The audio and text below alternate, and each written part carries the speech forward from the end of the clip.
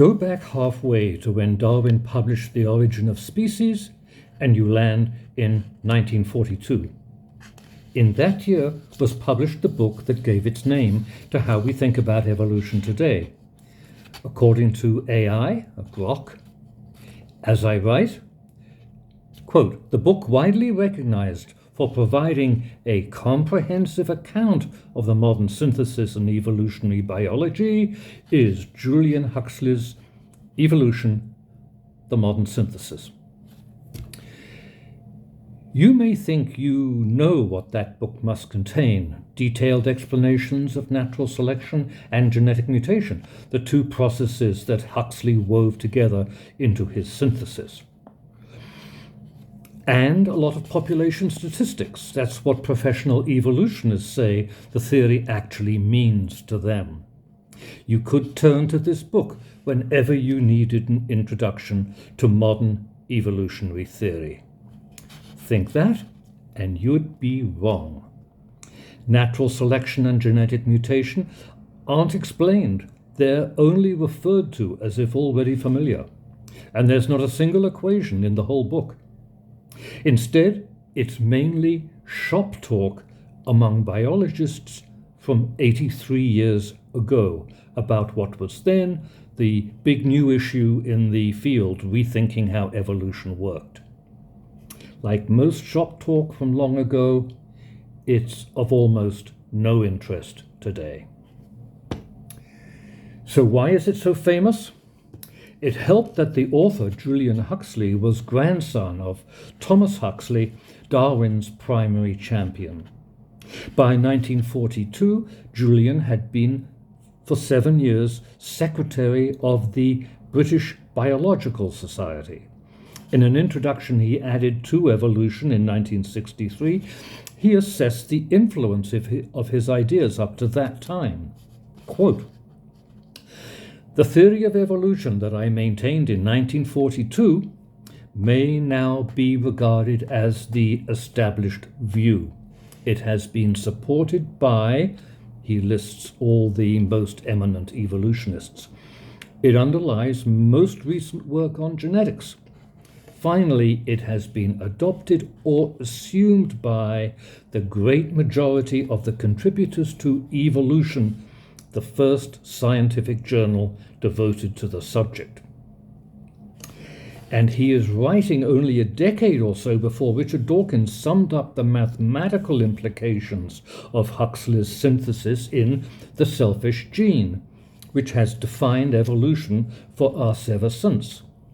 So yes, I can see why, since halfway back to publication of Darwin's Origin, Huxley's account has been hailed as the definitive version. What he came up with over 80 years ago is widely regarded as forming the basis for today's theory of evolution. So, what does it say? It's hard to extract highlights from a book of out-of-date shop talk. Most of the issues involved are of no interest today. Every point is assessed against a string of field notes, which today could interest only specialists, notes about particular species. I've picked out a couple of the challenges Huxley faced 82 years ago, along with some of his remarks. Just 42 years ago, Mendelian mutation had exploded into awareness and revolutionized thinking about evolution. The biggest blank, this is a quote, the biggest blank on the evolutionary map concerned variation and its inheritance. The theory of mutation on a Mendelian basis is the first adequate attempt to fill that gap. As it became clear that Mendelian inheritance was universal, it was natural to suppose that all Mendelian factors produced large effects. The Mendelian laws were due in the first place to inheritance being particulate, and in the second place to the particles being born on the chromosome whose behavior could be viewed under the microscope. Remarkably, end of quote. Remarkably, chromosomes had become visible in the salivary glands of fruit flies. Bands running across them stood in for genes, making it possible to study the effects of mutations. Quote, it speedily became apparent that Mendelism applied to the heredity of many-celled and many single-celled organisms, both animals and plants. The Mendelians also found that mutations could be of any extent, and that apparently continuous as well as obviously discontinuous variation had to be taken into account in discussing heredity and evolution. Further quote, there remains the difficulty that most mutations so far investigated are deleterious. If mutations are the raw material of evolution, it is clearly not enough that they should be, as it were, sterilized and rendered innocuous. Some of them must sometimes be, or become, advantageous. The detailed analysis of the last 10 to 15 years, however, has revealed large numbers of gene differences with extremely small effects, down almost to the limits of detectability. It must be admitted that the direct and complete proof of the utilization of mutations in evolution under natural conditions has not yet been given. Another quote. Selection, both in nature and in the laboratory, was studied both quantitatively and experimentally. Mathematical analysis showed that only particulate inheritance would permit evolutionary change.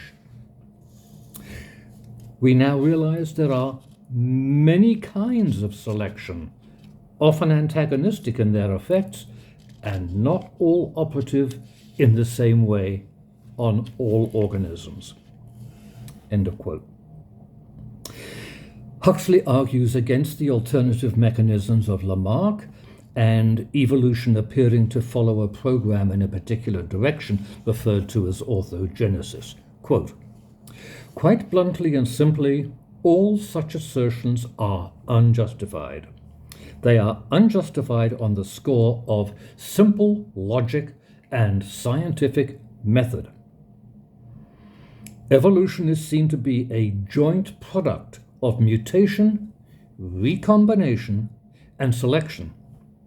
Neither mutation nor selection alone is creator of anything important in evolution, but the two in conjunction are creative. And so on for 578 pages. Despite its many pages, Huxley's account provides very little support for what today goes by the name borrowed from its title, The Modern Synthesis. Huxley may have represented the establishment of his day, but he was quite a free thinker. He had for a long time been a friend of Pierre Teilhard de Chardin, author of the spiritualist evolutionary fantasy, The Phenomenon of Man, and he contributed to the English translation an enthusiastic introduction.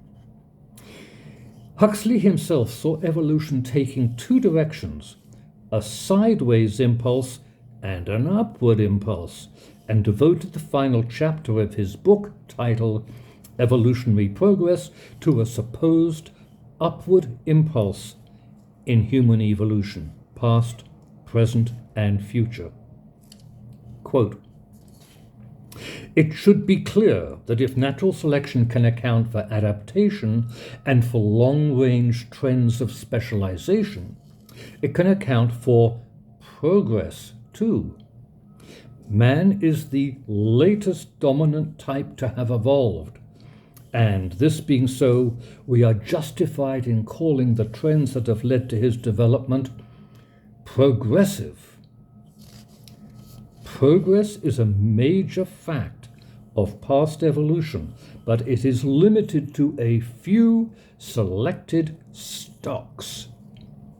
It may continue in the future, but it is not inevitable. Man, by now become the trustee of evolution, must work and plan if he is to achieve further progress for himself and for life. End of quote. Appointing himself a trustee of evolution, for a quarter of a century Huxley acted as vice president and then president of the British Eugenics Society. Said he, "No one doubts the wisdom of managing the germplasm of agricultural stocks, so why not apply the same concept to human stocks?" End of quote. But let's not make too much of Huxley's eugenic connection. He took on many important initiatives and did a great deal of good. In 1958, he was knighted. In 1962, he was named the American Humanist Association's Humanist of the Year. Evolution was only one of many causes he championed. His book is not an exhilarating read. It's hugely out of date, consumed with passion about topics of no interest today, and very much a work in progress. I suggest the modern theory of evolution adopt a title drawn from some other source. Then Huxley's book can retire into the oblivion it deserves.